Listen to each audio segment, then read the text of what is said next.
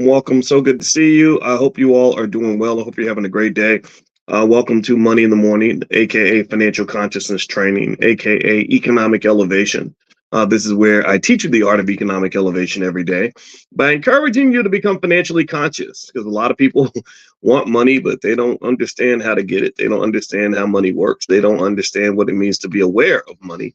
And like I always say, if you can't see the money, you'll never be the money. So I want you to have the money, and so that's what we talk about every morning. So just a reminder, in case you're new, this is what we do. And the goal is to do this every single day, 7 days a week, because we are forming habits. Habit formation is a critically important part of any wealth building process. If you have the right habits, then you can win.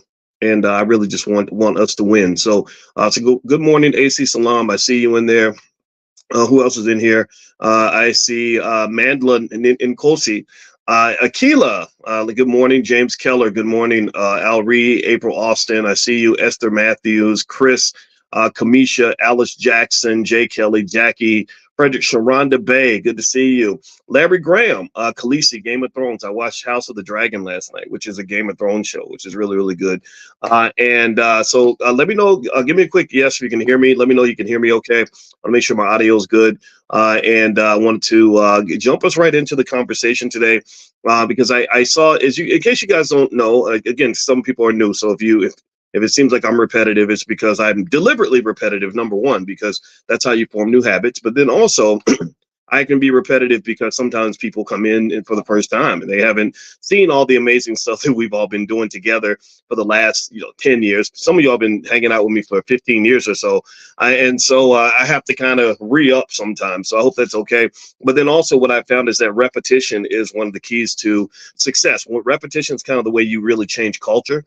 A lot of the things that we are trained to do, the things that we're trained to believe, whether it's about money or life or anything else, comes from just repetition. That's it. And um, and so ultimately, when you're talking about who you are and how your brain is made up, I really want you to become aware of the subconscious mind. My wife is a therapist. She's an expert on the subconscious mind. So talking to her really helped me understand that the biggest challenge that we have as Black people when it comes to wealth is related to the programming of our subconscious mind. Our mind has been programmed to see the world in a certain way and to see money in a certain way. So you have to change the way you see money. If you don't if you don't change the way you see money, then you are going to pretty much get whatever they want you to have. You're going to get whatever the people before you had, your parents, your grandparents, stuff like that. You're going to take the generational curses and embrace them, as opposed to deciding conscious discernment of which of these generational traditions that you're going to hold on to and which ones you're just going to throw out with the garbage, because some of the stuff is garbage and I don't want you inheriting garbage, nor do I want you passing financial STDs down to your children. If you don't know what a financial STD is, it's all in my book, Financial Lovemaking, actually. If you go to drboycebooks.com, the book is there. I wrote this book when I was on the faculty of Syracuse, and I wrote Financial Lovemaking because I was really fascinated when I was on the faculty there by how many people ruin their lives when it comes to money. Just how many bad decisions are made when it comes to money, how many bad outcomes in relationships happen because of money. How many times I remember one time, I was about 31 years old, and I saw this guy he was a white dude, and he went to college with me, but I didn't know him in college. We went to the same school, we were in the same business school at the same time, but we did not know each other. And so I saw him, though. It was kind of cool. Like, you see somebody that's an alum of the same school that you went to, and you're like, hey, how you been? How's your life? How you doing?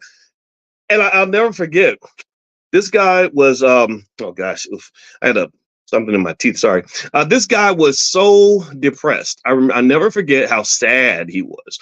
And I was sad by seeing how sad he was, and I said, so he said, man, things haven't gone well. And I was like, really? Okay. So what's going on? And he proceeded to tell me that he just got a divorce. And he said that, he kind of lost everything in the divorce. And he was devastated. He was depressed. Like, I really, when I think about this guy, I talked to him. It was over 20 years ago when I talked to him, but he almost sounded like suicidal. Like, he was that sad. And a lot of people don't talk about that. A lot of people don't talk about how just traumatized people can be when, if you're married or something, and your spouse decides that they want to put you out, or you can't live with your kids anymore. It kind of takes away your sense of purpose. And a lot of times when a person loses their sense of purpose or their reason for being, then part of you is just kind of dead. It's very easy to get to the point where you just say, look, I might as well just go ahead and end it, right? And I don't want to see that happen to anybody, right? I think that that's really sad to see. And so anyway, so let me finish this discussion here on this point. So the poor guy, is telling me about what happened to him, and how bad the divorce was, and how he felt like he got taken to the cleaners in the divorce and stuff like that. And as I was listening to him, I remember kind of thinking about the fact that he seemed to have sort of made a really interesting. I'm not going to say an error in his relationship. I'm going to say he made a common decision that a lot of people make, where they come in and they have this belief that relationships are solely based on this thing called love. Decision that all you have, that if you got love, all the love is all you need. And I'm not going to say that love is not important, but I kind of feel like love is nice, but love is a little bit better when love is accompanied by this thing called common sense. And typically those two do not go hand in hand. Typically when love is in the building, common sense goes out the window. And because there's something weird that happens. And I was so fascinated with relationships and love and how people act so crazy when they fall in love. Give me a yes. Who's ever been crazy in love, or ever looked back and didn't understand what you did or why, or look back and said, what was I thinking? Like, why did I trust that person? Or why did I let that person have the keys to my car? And, why, what was going on? And so I was going through that myself. I was 20, about maybe late 20s. I started to think back on that and say, gosh, why does love turn me into a crackhead? Like, what is going on here? Like, why do my personality changes? This is nuts. And so long story short, here's what, I concluded is that basically love is it's God's little trick, honestly, where your brain gets filled up with all these really powerful hormones and chemicals that cause you to the dopamine rush is so strong that you just aren't rational. You're not logical. You're just literally, it's literally like somebody injecting a drug in your veins every single day for at least the first 6 to 9 months, and sometimes longer. The first 6 months is really powerful. I remember a specific chemical called phenylethylamine. Phenylethylamine. I haven't seen it in too many other contexts, but I think it's related to dopamine. I got to go really do some research on it. And literally, they just said that you're just not rational. You're not logical. They even said, if you end a relationship and then you start another one and then you say, oh, we should get married because, we love you. They said, don't do that because you're just reacting because the first kiss was so great, or the sex is good, or you're just excited about this new person and you're going to make a bad decision. So long story short, when you talk about this mix between love and money, it becomes a very dangerous mix, almost like mixing prescription drugs and alcohol. When you're mixing the two, you got to do it really carefully. And because if you do it wrong, it can be really bad. So in light of maybe in honor of that poor guy who was financially devastated after his divorce, I thought that I would share something else that I saw this morning that got me thinking. So I put this, and I put the post up on my Instagram. My Instagram is Dr. Boyce Finance, and I need y'all to follow me at Dr. Boyce Finance because I had a big Instagram page with 600,000 people, and Mark Zuckerberg's people just decided to take it down. I have no idea. It made me sad, but that's life. You just rebuild and you keep on moving. But in case you're wondering where I'm at on Instagram, it's Dr. Boyce Finance. And to prepare for next time they take me down, which it's going to happen. It always does. I have another backup page called Dr. Boyce Money. So if you go to Dr. Boyce Money and Dr. Boyce Finance, you can follow me there. And on this post, there's basically a guy kind of warning other men. He says, newsflash, you'll never be the man in a house that is owned by a woman. You're just there for the bills. And in the post, which again, it's on my Instagram, it pictures this guy. He's sitting there. For some reason, he has no shirt on, and he has his suitcases next to him, and he's sitting outside with no shirt, looking sad and reflective, like something happened, and he got put out or something, and he's sad and devastated about his relationship. And so I thought about this and I said, okay, so this to me is, and I don't like stuff that contributes to what I call the gender wars. The gender wars are pretty intense right now in some segments of the community. You have a lot of hurt people that hurt people by saying hurtful things about other people. So you got men who just complain. They get on the internet and they complain about women all day, and then you got women who complain about men all day. And I'm not a person that believes you solve a problem by complaining about it. Again, remember, I'm a mathematician, and I've never run into a mathematics problem that you ever solve by complaining or whining about it, or getting angry at the chalkboard because the problem was too hard. I just come from a space where you solve the problem, right? So I don't understand the complaining culture, but so I say that we embrace the problem solving culture. So here's what I'm saying. I'm going to break this down. This is our financial consciousness exercise for today. So there's the one side where the guy's saying, if you're there just paying the bills and she owns the house, you're not the man of the house. You're just there to pay the bills. Okay, I hear that, right? You feel like you're an accessory. You're not really getting much benefit from your contribution. Okay, that's fine. But then the other side of that I've seen is examples where a woman was in a relationship with a man for a very long time, made significant contributions to the man, and did not get financial benefit from that, did not get ownership or control of anything during that time. I remember when I was a kid, I had a friend whose mother wanted to take her own life, and because and she was one of those interesting. I used to be really fascinated when I would go visit my white friends, because their parents would just, they were so open about stuff. They would just tell you stuff that you don't tell kids. That in my house, my parents didn't tell me grown folks' business. They just didn't do that.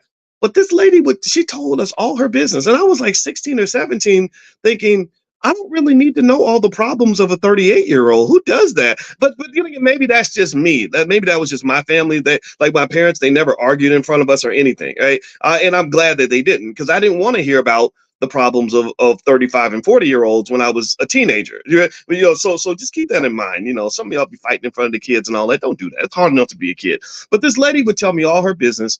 And one thing that I remember her telling me was that her husband, she met her husband in college. He was going to be a dentist. And because he was going to be a dentist, she felt like that was the reason why she didn't have to finish school. This is back in the day where you went to college just to get a man, right? Or some women did, not all women. A lot of black women didn't do that, but a lot, that happens, right? So she marries this guy, and they live happily ever after for about 22 years. And they live the exact life she thought they were going to live. They get a big house. They live in the nice suburb. They have boats and they take trips and they live in the fine life. But then when they get in their 40s, I guess he got restless and he starts to have an affair with his 23-year-old assistant secretary or something. And eventually he leaves with this lady and decides he wants to be with the young girl. And so he trades in the 40 for 220s, I guess. I don't know. And anyway, so eventually what happens is that she says, I was stuck. I was paying, or he was paying all these bills. Our kids were in private school. The mortgage was sky high. She said my resume was dusty because I hadn't worked in 20 years. I didn't know how to make money. And so she said that she was so devastated that that's what led her to feel like she had to take her own life. And that story never left me. It always stuck with me. And it was my first introduction to how various financial and career decisions can really put us in a tough spot. And it's not so much that she made a bad choice. Because in my view, she made the choice to trust the person she loved. I don't think that's a terrible choice. I don't think that makes you a stupid person. I don't think that that's bad. I just think that sometimes things change, right? And in finance, and actually, before I move on, I want to ask everybody: can y'all hear me? Give me a yes if you can hear me, because I see a couple of you are mentioning audio challenges. Are y'all able to hear me? Okay, I see a lot of yeses. James, Ferran, Gabe. Okay, all right. So thank you for saying yeah. For those who can't hear as well as you'd like, maybe hit the reset button or turn your volume up or reboot or something like that, or maybe it's your Wi-Fi. I apologize. I wish I could come in your living room and talk to you directly, but I can't. So I just want to double check that. Okay, so in finance, they have this whole theory, this whole area, this whole field of research that some academics dedicate their lives to, called optimal contracting. And optimal contracting is related to another area called moral hazard. And basically what moral hazard represents, some of you have heard me talk about this. If you've been hanging out with me long enough, you've heard it, but it's okay. It's okay to rehash old concepts sometimes so we can really understand them. A moral hazard basically is the risk that things are going to change. That's it. It's the risk that the shift in your power dynamic is going to occur, and that's going to change people's behavior. Like, for example, the example of the moral hazard problem that I bring up in my book, The 10 Commandments of Black Economic Power, is I talk about when you loan money to somebody. So give me a yes if you understand. I bring this example up because a lot of us have gone through this. Let me know if you've ever noticed that when somebody wants to borrow money from you, that broke ass cousin who's always got a financial problem, when they come to you and ask you for money, they're always very polite. They're always, just, contrite. They're willing to concede anything. Yeah, because, I'm just having a hard time and I could just, and I just, this happened and that happened. And I promise I'm going to get paid on Thursday. And as soon as I get paid, I'm going to find out where you at. Okay, what's your number? All right, which number you use? Okay, what time? Where you going to be at 2:00? Okay, I'm going to come to your house. No, you don't have to come to, no, I want to come to you. I want to give you the money personally. And also, I promise you, I'm going to pay you as soon as I get, in fact, when I get my check, I'm going to walk over to the check cashing place and I'm going to get the money and I'm going to bring it right to your house. I'm going to walk to your house and because I know where you at. I know where I'm going to give it to you at work. I'm not going to wait till you get home. I'm going to give it to you. You know what I mean? Like they're overcompensating in terms of being really, really, really, really, really helpful and kind and loving and whatever, right?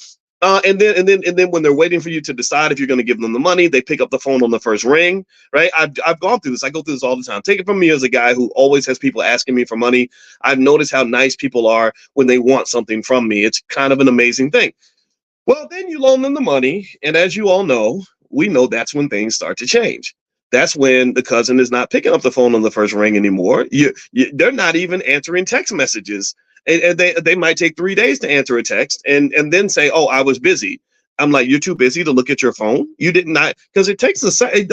I can look at my phone right now and see a text message and respond. Like it don't take that long to respond to it. It don't take 72 hours to respond to a text."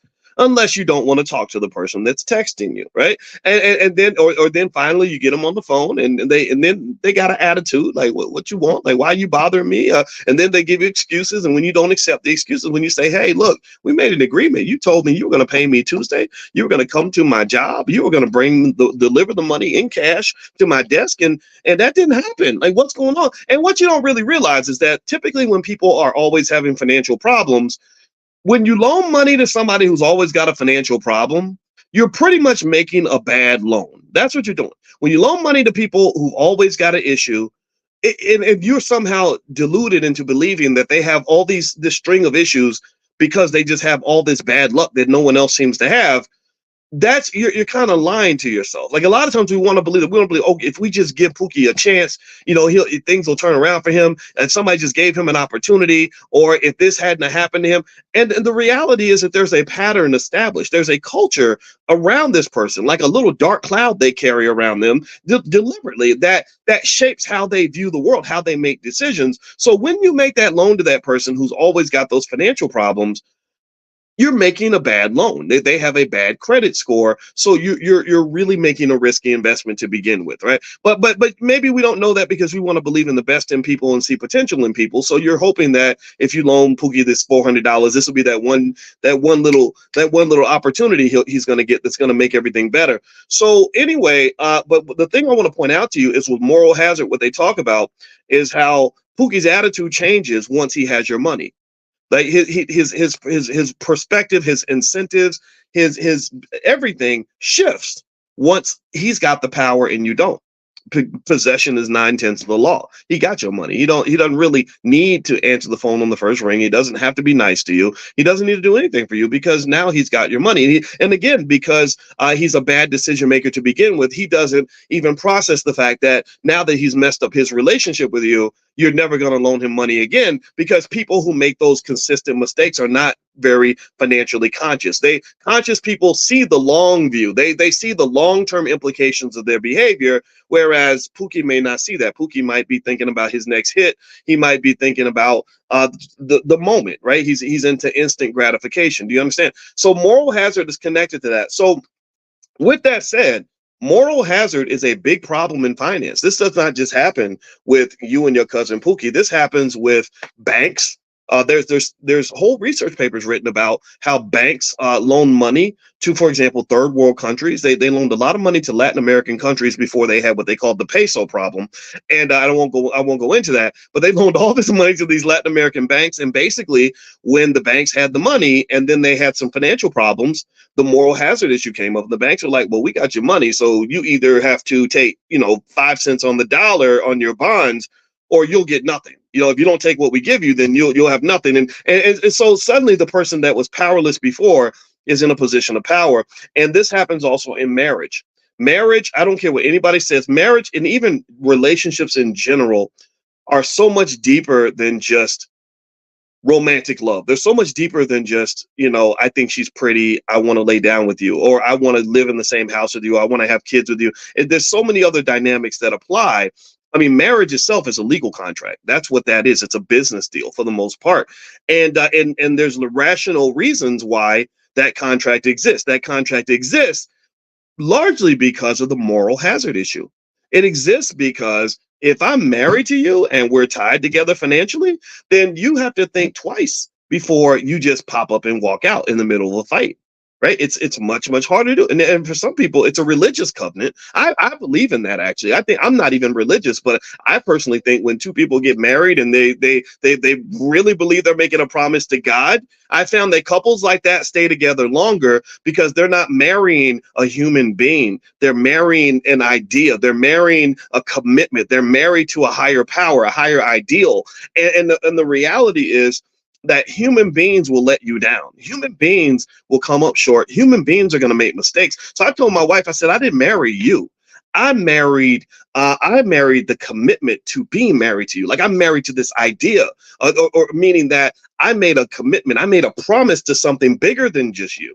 So when you come up short or you get on my nerves, I'm not really looking at your behavior to determine how committed I am to the promise that I made. I'm looking at the promise I made, and whether you say it's God, the universe, or something else. I told you I don't even go to church, so don't I ain't nobody's pastor, nothing. I'm completely unqualified for that. But I do believe in commitment. Where I come from, when you make a promise, you stick with it. That's it. And so I just told her, so there's nothing you can really do that would make me divorce you. If we ever get a divorce, it's going to have to be your choice. It's not going to be mine, because I don't come from that space. I come from a daddy who's been married to my mama for 50 years. And that meant that he had to really endure ups and downs with a very flawed person. And she had to endure ups and downs with a very flawed person, because they were just married to a philosophy, a principle. It was a principle-based marriage. Do you understand? That does not exist very often. A lot of people stay married as long as the person doesn't upset them, disappoint them, let them down, or whatever. I'm not making fun of people that are divorced. So a lot of you are divorced. I know, I'm not. I promise you, I'm not making fun of that at all, or criticizing. I'm just saying that that's just it's a mindset, right? So anyway, so studies tend to show that people that are more married to some sort of bigger idea, an idea that's bigger than a person, that's not contingent on another person's behavior, those marriages tend to last longer, because then when the person messes up or they come up short, they say, well, you know what? I'm married to I made a commitment to God. I'm married to the church and to God. I'm not really married to you, right? So anyway, that's just a little thing I've observed. Again, take it with a grain of salt. If it sounds like BS, then throw it out, please. All right. So here's the other thing too. The other thing about marriage is that it is a legal contract, and it does provide various financial incentives, carrots and sticks, to basically make it much harder for you to just walk out the door and dump each other. It's similar to the relationship between the United States and China. I would argue that the reason that the United States and China have not decided to just go to war with each other and start launching missiles at each other is because they are so deeply connected financially. They are financially married. We are so locked in together economically that a war between China and the United States would devastate both economies. It would hurt them more than it hurts us, but it would still hurt us too, because we're greedy as hell. America is a capitalist society, and we kind of worship money in this country. It's unfortunate. I don't agree with it. That's not my style at all, but that's kind of what you're dealing with. So that marriage, it has some uses. It kind of has some logic behind it, and it's not crazy. Now, here's the thing, though. not everybody wants to get married. Or why? Well, because, number one, like the poor guy I saw who was so depressed, I thought he was going to take his own life. Maybe the other person doesn't do what they're supposed to do, and there's lots of pain that comes with people disappointing you in a relationship. Maybe it's because you just don't, the whole commitment thing isn't your thing. Maybe you just feel like, look, hey, I can be committed to you, but that doesn't mean that we have to be committed in every single way, right? For whatever reason, there are people who just decide not to get married. And I think that's a perfectly logical decision. I'm not here to judge that or evaluate that. I'm not a Bible thumper or a person that's going to tell everybody what to do. But one thing I will say is that if you go into a situation where you have a long-term relationship and you don't secure your financial and legal rights, you are in an incredibly vulnerable situation. You're vulnerable. I've told you all that story about the guy who was in his 50s. Who he was an old player. I'm in my 50s. So I guess I'd be an old player if I was out there playing. I ain't playing. I got my wife. But he was an old player. He had a young girlfriend, about 32 years old, and he forgot that he wasn't 32. Also, he thought that he believed this lie that people keep telling, that age ain't nothing but a number.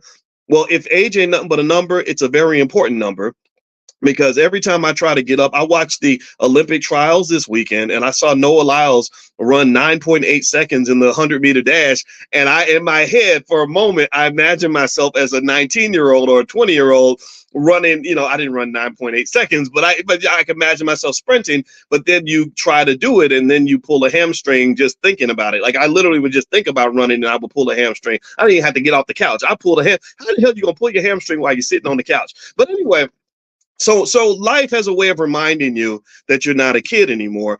And but then sometimes we don't want to accept that. So he's 50 some years old. He's got the 32-year-old girlfriend, maybe 30, something like that. The girlfriend is the same age as his daughter. So as you might expect, the daughter ain't too happy with none of that. The daughter hates the girl, but she can't say nothing because she doesn't have any rights to tell her dad what to do. So her dad and this lady have this relationship, and it's a good relationship. Whatever reason, two grown people deciding to be together, ain't nothing wrong with that, in my opinion. So he treats her well, she treats him well. She lives with him, he pays all the bills, and then he just has a stroke. Suddenly, the universe reminds him that no, you're as much as you think that age is just a number. We're going to show you how important that number is. So he has a stroke, like a lot of black men in their 50s. The 50s are kind of that heart attack stroke age. So again, I just want to go. I had to acknowledge I'm 53. So part of the reason I come in here every day and do my absolute best with you guys is because I don't know how much longer I'm gonna be here. I mean, I've never been scared to die. I'm not scared to die. The only thing I'm afraid of is living for nothing. If I was living for nothing, that's scarier than death. So death does not scare me, and it's a reality. But hopefully, I'll be with you for the next 80 years. I don't know. But anyway, so he has a stroke. And then he goes into a coma. And while he's in a coma, the girlfriend and his mother, who's living with the girlfriend, are scrambling to figure out how to pay the bills, because the problem was they secured no legal rights. They had no rights to go into the bank and get the money out. He had control of all the money. So they take the phone, they put the phone up to his face, they scan into the phone, and they're able to get into his bank account, and they pull the money out and just money to pay the bills. They weren't trying to rob him or do anything devious. They just did pretty much what they knew he would be doing if he were alive. Well, obviously that's illegal. And so, but nobody notices because he's in this coma. Well, then when he dies, though, that's when the state steps in. And when the state steps in, the state does not care what handshake agreements you made with other people while you were alive. They don't care how close your friendship was. They don't care how committed you were in your relationship. They're looking for paperwork. They're like, okay, but you're not married. Like, what legal rights do you have? She had no legal rights, none whatsoever, because everything was based on this false idea that all you need is love. They have plenty of love, but she cannot take a big bowl of love to the courtroom and say, Your Honor, here's my love bowl that shows how much this man cared about me, and this gave me the right to go in his bank account and take $30,000 out. That does not work. So all the legal rights, everything, all the assets, naturally, by virtue of the state, went to the daughter. The daughter is the one who hated the girlfriend, so the daughter finally gets all the power. Moral hazard, more things change, moral hazard. So moral hazard pops in.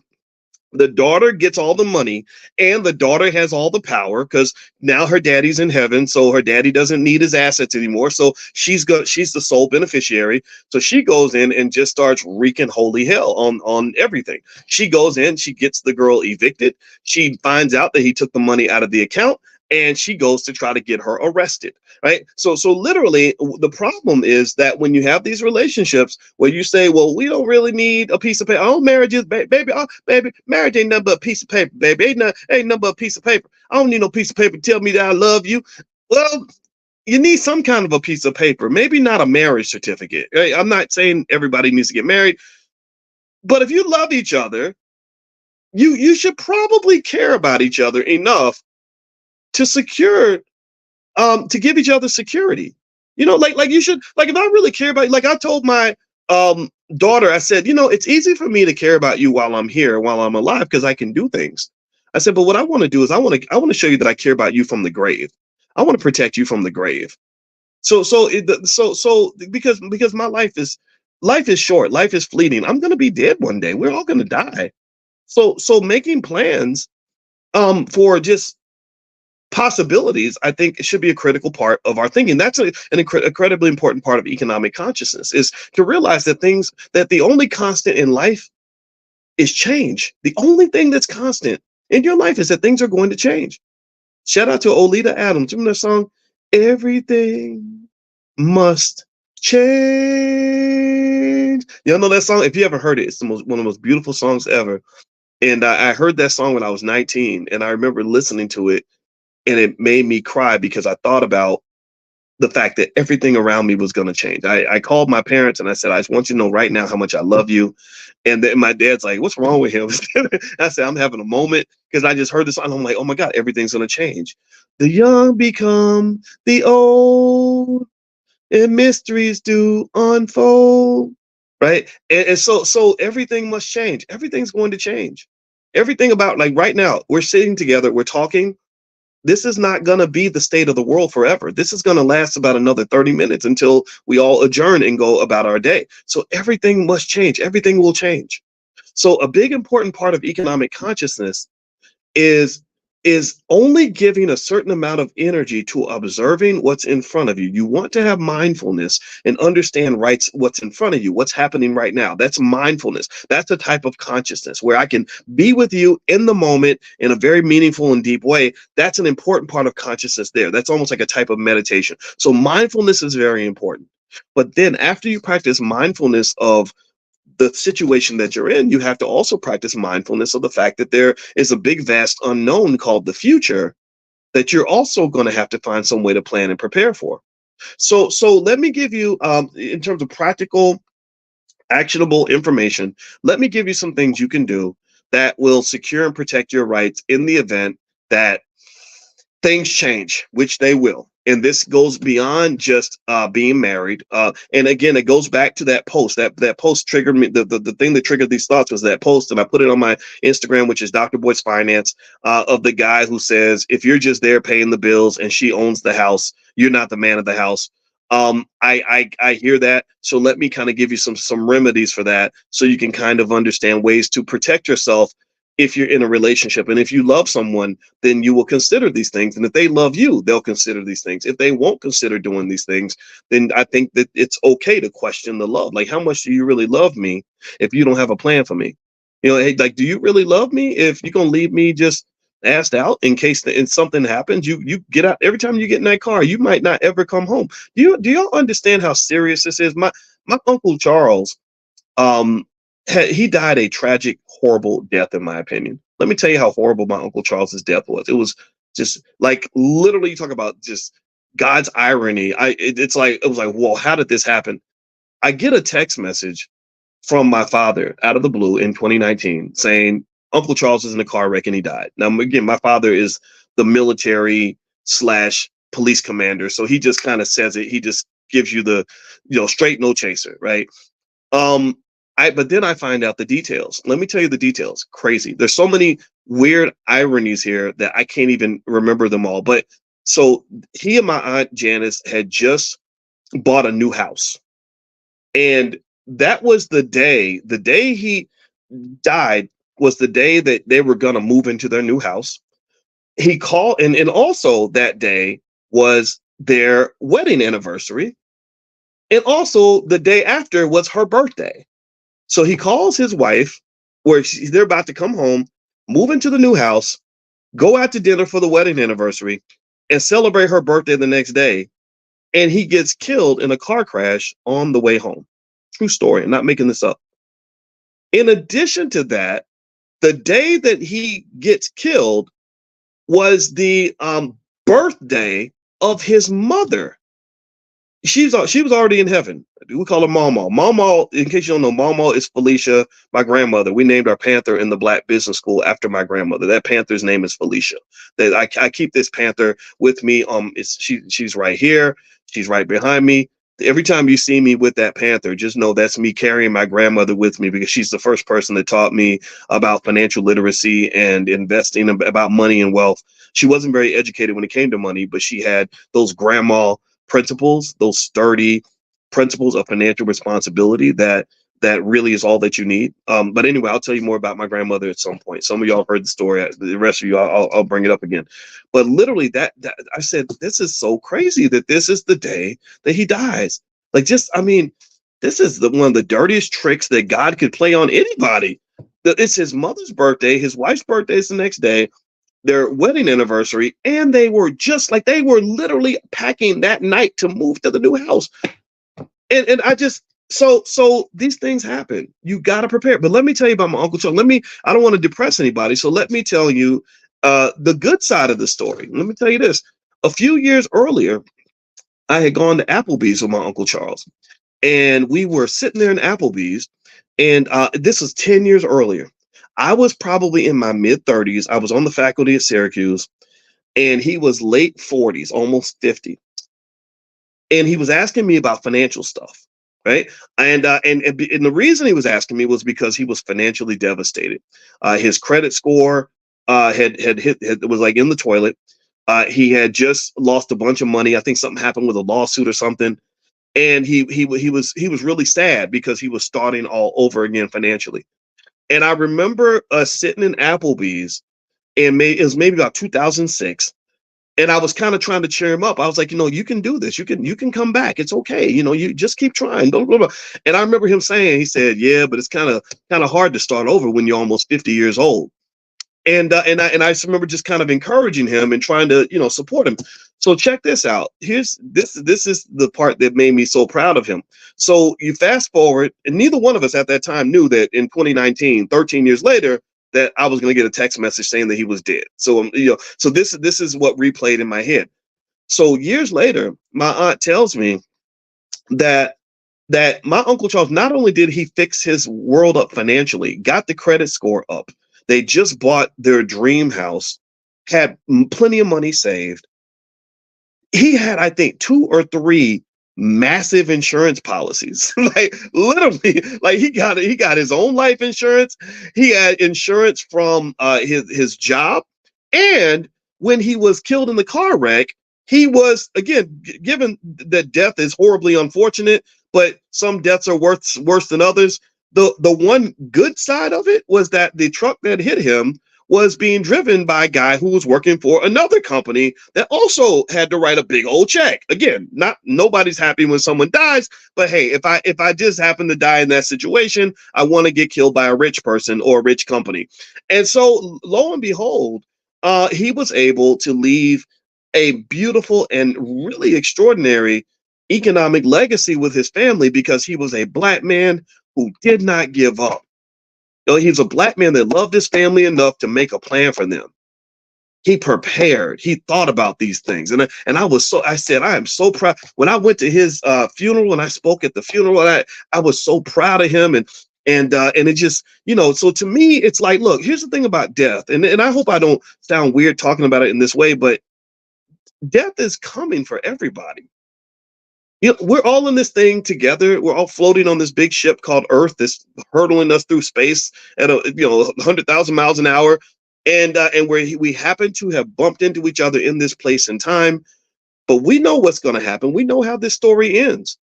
That none of us is going to get out of this alive. None of it. This movie will not end with any of us surviving the film.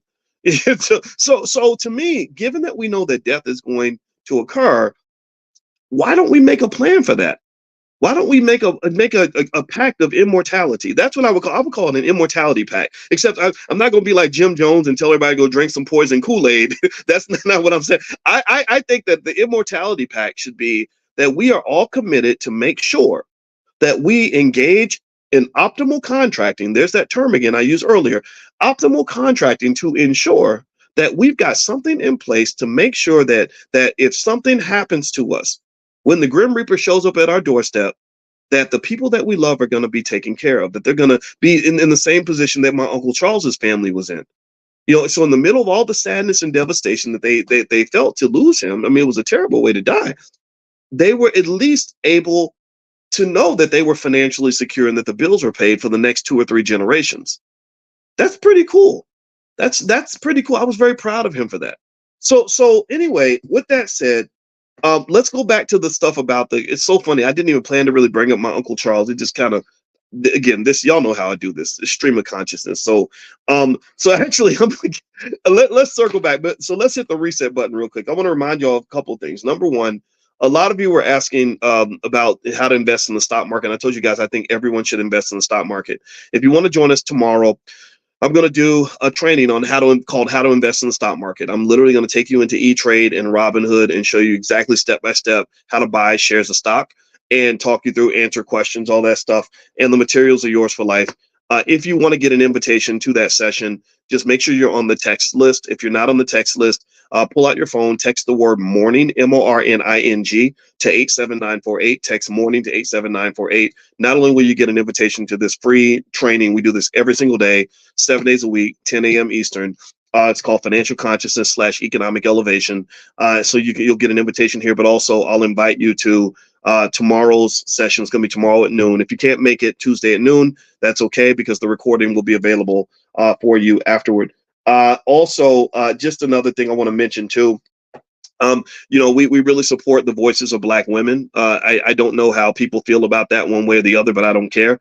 And so with the Black Business School, we have a platform called Fly Nubian Money, where every single day at 1 p.m. Eastern, we have a group of sisters that get together, smart Black women that talk about really important issues. And I think everyone should be listening to Black women. A lot of us were raised and loved by a Black woman, taught by a Black woman. So to me, I think this is very natural. This is very important. So if you're interested in participating, I hope you'll come in and support the ladies, right? Because the internet can be kind of a mean place. The internet's full of crazy people, terrible people who just are mean and disruptive. So I want to fight that energy with more energy, right? So that would mean that if you follow and come into the session and just make some positive comments, engage in the conversation, encourage the ladies, that will be really cool. My wife goes in there, Dr. Alicia Watkins. She provides her therapeutic background. Dr. Lene Javette comes in. She's a business specialist. There's lots of Aisha Verzi, who I think is in this class right now. She has a background that is also not just strong in terms of finances, but she's also got an international perspective, which can really help us understand various ways to kind of look at family values. Like I think Aisha's from Nigeria, her family is, and they have. I really admire the way the Nigerian people look at education and family, and I think as Black people in America, we can learn from that. I think we got to go to our roots. I don't believe in going to these systems and all these these other things that are out here. I don't think that's the solution. I think the solution is for us to go back to the basics. So anyway, if you want to follow the ladies and be notified when they do their show every single day at 1 p.m. Eastern, just text the word Queens to 87948. So pull out your phone, text Queens to 87948, and your support would just mean everything. And if you could actually consciously come in and make a comment and just join the discussion, like that really, really helps. And I want to encourage them, because I personally think that we should listen to smart Black women, because Lord knows there's a lot of weirdos online, and I want to hear from the smart people. Even if you're a weirdo too, just be a smart weirdo. Be a weirdo with some solutions, please. All right. So let me give you 5 things a person can do to protect their rights, even if you're not married. So if you are in a relationship and you're living with somebody and you want to make sure that you're good and they're good, here are a few things you can do without having to get married that will secure your rights and make sure that if somebody gets sick or somebody dies, or also if you're helping to pay the bills, that you're going to get credit for that, right? Like I think that solution to that post I put on my Instagram, which is Dr. Boyce Money, where the guy was complaining that, look, if you're there to pay the bills and the woman owns the house and you're not the man of the house, well, part of that solution is pretty easy. To me, if you are paying the bills and paying a big chunk of the mortgage, then I think you have a right to ask to be put on the deed. Like you can just go somewhere and sign a document, and your name would be on the deed. You would have some property rights, and that only makes sense, right? That to me is a simple solution, as opposed to the other solution that some people follow, which is just, I'm going to run to the internet and cry about it. Come on, man. You don't have to cry about it. Just fix it. That's what men do. That's what strong, smart black people do. And by the way, it's not text Queen to 87948. It's Queens with an S. Text Queens with an S to 87948. And also flynubianmoney.com. That's the URL for everything too. All right. So a few things you could do is, number one, there are things called cohabitation agreements. And that's basically an agreement that you can get with an attorney. You can go on Rocket Lawyer or something like that to set it up, where it pretty much defines your financial responsibilities and property rights. That can be important when you're living with somebody. I don't know if anybody else has ever done. How many of you have ever had a situation where you had a roommate that didn't pay their share of the rent and everything was in your name, and then they moved out? And maybe I'm telling on myself, maybe I'm telling my story, but I've seen, how many of you have ever seen somebody go through this where you have everything in your name, you have a roommate, your roommate's supposed to take care of half the rent, they don't, then it messes up your credit because the landlord's looking for you, they're not looking for them. Well, sometimes it's, especially when you talk about the world of grown-ups where people live together, whatever, and cohabitate and do whatever they're going to do. It's important to consider having an agreement in place to ensure that everything is clear, that everyone knows what they're supposed to do financially, and everybody knows what they actually own, so that if the relationship dissolves, you can say, that's mine according to the agreement. This is mine according to the agreement. I deserve half of this or a piece of that or whatever. I think and those are simple contracts you can do, again, either with a lawyer or even on a Rocket Lawyer or something. Also, there's something called joint tenancy, where you hold property jointly so that the ownership transfers to the surviving partner. So if you and I have joint tenancy on a property, that means that I can secure something that says that if you die, I'm not going to get evicted. I'm not going to end up homeless. And I think that that's important to consider. I've just seen cases where people even forget to take stuff out of their ex's name, or their ex-wife or ex-husband, and then they die because no one thinks they're going to die. Everyone thinks we're going to live forever.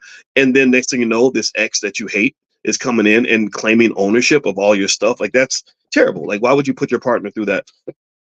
There's also something called power of attorney. Now, with a power of attorney, you basically are signing a document that gives this other person the rights to make certain financial and medical decisions in the event that you cannot do that.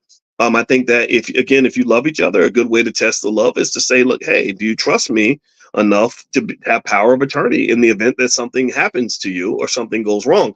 If they don't, then maybe that warrants a further conversation.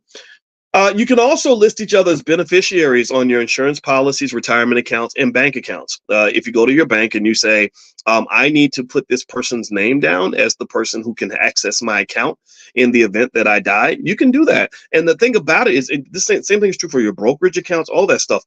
And the reason that would be important to me is because, think about it like this. Go back to the example of the guy I told you about who's in his 50s, who had the young girlfriend, and he's paying all the bills and all the rent.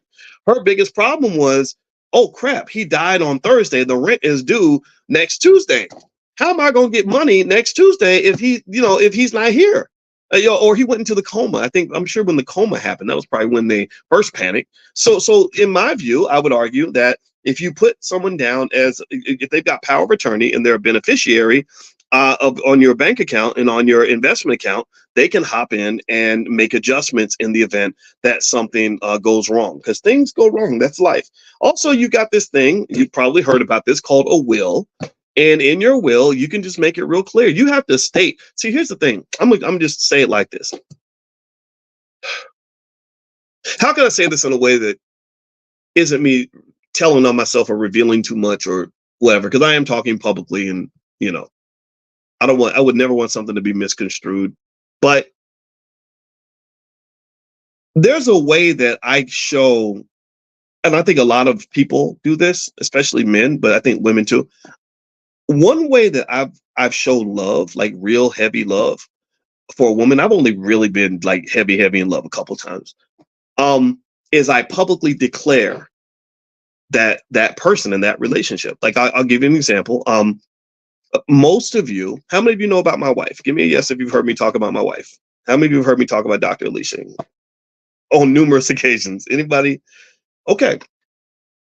One thing that you probably haven't heard is me talk about the person that I dated before my wife.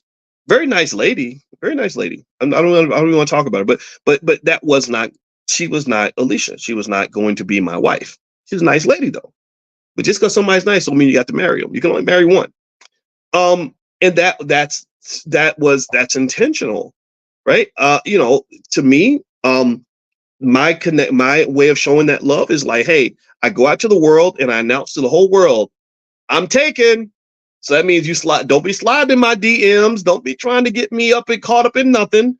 I got a wife and that protects me as a man. Right? And me announcing that I have a wife is something that draws a boundary, and women respect that. First thing they'll do is that if I meet, because I see y'all, sometimes you see me and sometimes people think you're kind of cute. You got money makes you cuter, and I can see it. And then the woman will say, "Oh, how's Dr. Alicia doing?" And that to me is just kind of like acknowledging, like, look, I heard you, I know you all about your wife, so I'm not here to, and I appreciate that, and that really makes things easy, right?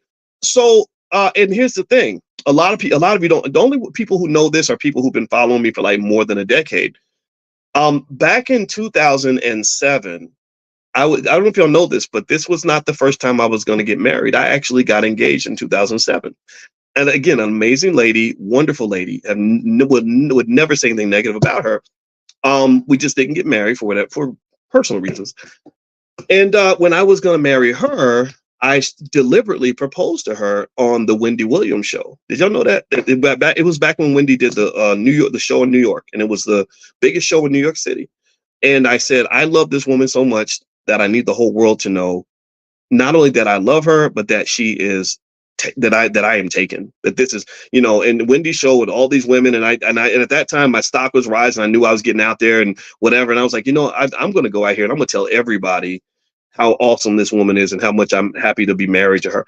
And so here's my point. I think that to me, these preparations, kind of designating people, putting things in writing on some level, is a form of love that shows, like, look, I'm declaring my love for you. I may not have to declare it through a marriage certificate. I'm not saying that that's for everybody. And look at the divorce rate. The divorce rate's incredibly high. Obviously, marriage ain't for everybody, but some sort of public declaration that is real, that is concrete, that will last and persist after you're gone. To me, that's really a great sign of love. And if I'm not ready to declare anything, that's very, very risky. And I think that should be consciously considered when evaluating, like, okay, how much are you really in this with me? So that, a cohabitation agreement, a joint tenancy agreement, power of attorney, beneficiary designations, putting somebody in your will, to me, is a way to celebrate the love that doesn't require you to necessarily have to go and do something that, like marriage, that you may not want to do. So I would just say to you, consider this, because I think that sometimes I've just seen so many tragedies where someone gets financially screwed because there were no preparations that were made in the relationship. And I just really think that love is not just a word. Love is not just a feeling. Love is a verb. Love is an action. It's a series of actions. If I love you, I'm going to love you. I want to love my wife every day by taking out the garbage and being there for her and the kids and doing what I'm supposed to do as a husband. It's not just me sitting back and doing nothing and saying, baby, I love you, right? I love you. Love is not a feeling. When you get in a serious relationship, love is an action. So maybe an action would be to put something in writing. So maybe instead of putting a ring on it, maybe you put a piece of paper on it or something. But you got to do something, because if you don't, then ultimately you're very, very vulnerable and you end up like that poor guy who feels used because he paid all these bills and he doesn't own any piece of the house that he was paying bills into for the last 5 or 6 years. So it's not just for the women, it's also for men as well. So either you're going to have a grown-up relationship or you're not. And that, to me, that's an aspect of another concept I talk about in my book, The 10 Commandments of Black Economic Power, called economic maturity. Economic maturity is connected, in my view, to emotional maturity, relationship maturity. An immature relationship is like the sixth grade. We girlfriend and boyfriend. They send you a little note. Will you be my girlfriend? Check yes or check no. Like, that's an immature relationship. Or that's my girlfriend. You got 50-something-year-old people talking about that's my girlfriend, that's my boyfriend. Why are you 55 years old? Why are you dating a boy? Seriously, are you 47? Why are you dating a girl? Like, you're supposed to be dating a girl. You ain't R. Kelly, man. Like, you're not supposed to be dating a girl. You're not supposed to have a girlfriend. You're supposed to have that's my woman. That's my lady. It's not your girlfriend. Come on. Like, that's weird. That's weird language, to be honest with you. I know everybody says it, but still. So to me, part of financial maturity, emotional maturity, relationship maturity means, okay, maybe we're not going to get married, but let's have a mature relationship. A mature relationship is something that can be documented, that's going to have to be recognized by the state, because I'm signing documents that are declaring this relationship to be legitimate. Do you understand? Give me a yes if this is making sense. Let me know if you get what I'm saying here. I'm not giving you relationship advice at all. I'm just giving you like what I might call financial lovemaking tips. Financial lovemaking means that money and love are linked, whether we like it or not. We want to act like love and money ain't got nothing to do with each other, and that's the most ridiculous thing a person can say. Money is everywhere. Like I told you, when I started making more money, I became more handsome, and that's because there's a million years of biology that says that women are more attracted to men that have resources. So ultimately, when you're talking about relationship situations, not just business relationships, not just romantic relationships, this does translate to business relationships and any other relationship. Money is an important part of it. Money is so ubiquitous in our society that it literally is like the blood that flows through the veins of almost every human interaction that there is. You can't have society without money. So if you think that you can go through life and make all these critical decisions about choices and relationships and health and everything else and not factor money into the equation, that is about as financially unconscious as you can be, and you're setting yourself up for devastation. So don't do that. Just make a plan, nice and easy. Let me go through it again one more time before we get done. Cohabitation agreement to outline financial responsibilities and property rights. Joint tenancy, which basically says that property can be bought jointly. It doesn't have to just be one person or the others. Power of attorney. That means that if we have to make critical medical or financial decisions and you can't make them yourself, then I'm going to be able to make them for you. Beneficiary designations. That means that on your accounts, just put me down as a beneficiary so I can get into the account and get the rent money or the mortgage money or the bill money in case something happens to you, in case it happens tomorrow. And then the will. Hey, if I love you, I can put you in my will. That doesn't mean I exclude everyone else. Just means, I'm going to have something for you.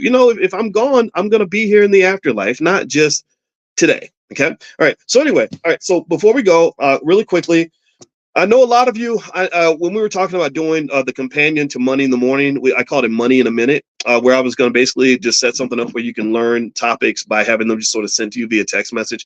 I'm almost done with one of the first installments. I'll let you guys know the two popular topics that you guys mentioned that you wanted to learn about in detail were stock options and estate planning. So those are going to be the two things that we're going to put out.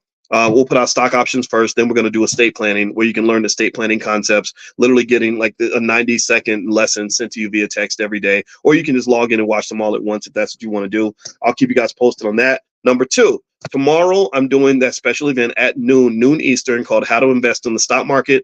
I really, really want, again, I don't require you to, there's no cost to be in this class. You only have to pay attention.